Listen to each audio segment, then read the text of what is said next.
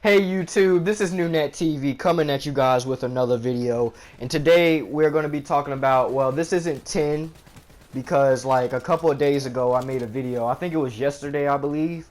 And the article name is 10 Terrifying Dark Souls 3 Bosses We Can't Wait to Fight. Now, I just told you guys in probably my last video that I said I was going to do it one by one because if I talked about 10 bosses in the video at the same time, it would be like an hour video. It would be an hour-long video. So that's why I want to do it one by one. So I kind of like was going to do it in order, but they have it in order on this article if I'm making any sense right now, because the first boss was Pontiff as the top one, but on top 4, I skipped top 2 and top 3 and skipped to this boss. The boss that we're going to be talking about in this video is the High Lord Wolnir.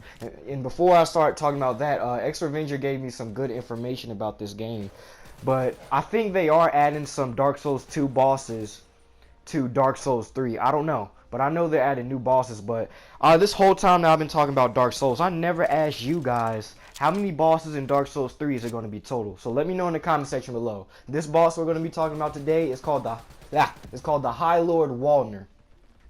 One of the most brilliantly spine-tingling moments in the original Dark Souls 3 trailer was a shot of some poor adventurer walking through a dark, dingy chamber with a torch when suddenly a giant floating skull emerges out of the darkness and hovers towards them.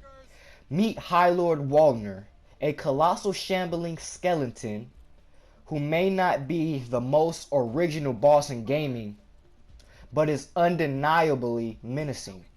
Judging by his publicity shots, Wolnir doesn't seem to have a lower half to his body, shambling around using his arms and at the same time trying to swing a sword at you. Through judging by the above shot, it almost seems like he's just a floating head. Perhaps he can be assembled and disassembled like a Lego man, which would make him even more menacing, seeing as we all know such things are basically indestructible. Now this boss looks really huge because his head, you'll see in the thumbnail, his head looks really huge. I can imagine how big he is when he's going to stand up. And I think they just said he's going to be coming at you with a sword. They said something right here. They said something. Let me go back to it because, alright, shambling around using his arms and at the same time trying to swing a sword at you. Now, I don't know what this guy looks like. After this video, I'm going to look at some gameplay. I'm not really going to look at the story. I guess want to see what this boss looks like, because as big as he is, I can already tell he looks big, because imagine what his sword is going to look like coming at me. Man, that's going to be weird. That's going to be crazy. He's going to have a big sword too, but honestly though, he looks kind of scary though, because they just said you're walking through the chamber before the fight starts and his head just pops out of the dark, and his head is like as big as my house. So it's just crazy. Don't let his shambling pain fool you though. These Dark Souls bosses have a penchant for looking like they're in excruciating agony while being absolutely lethal. In fact, it's almost as if their turmoil fuels their rage and prowess in battle, and something tells us that this guy is no exception. So X-Revenger, we were talking about Dark Souls 3 yesterday, and I actually underestimated it. I don't know why I keep doing this when it comes to bosses in games. It's like I always underestimate a certain boss or character in the game, and I wind up getting my ass beat. But I was underestimating the bosses because we were talking, and was it about... No, I think this was Dark Souls 3. Now, no, this must have been Fallout 4. I don't know, because I think this is a result in any game. I'm going to just say it like this. We were talking about Fallout 4 about the bosses, you know, and stuff.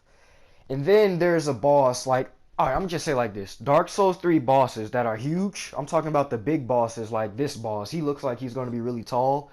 And I always underestimate them because I think that the big bosses are always small in the game for some reason. I don't know why I always do that. Like, just because they're big in the game doesn't mean they're slow, because they'll come at you fast. Like, I feel like I just gotta keep moving and dodging and moving out the way for every time he tries to Like, every time he hit me, I move, then hit him, and keep doing the same thing over and over again. But let me know in the comment section below what you guys think about this game and what you don't like about this game. Let me know how many total bosses in this game, too. Hope you guys enjoyed this video, guys. Yeah!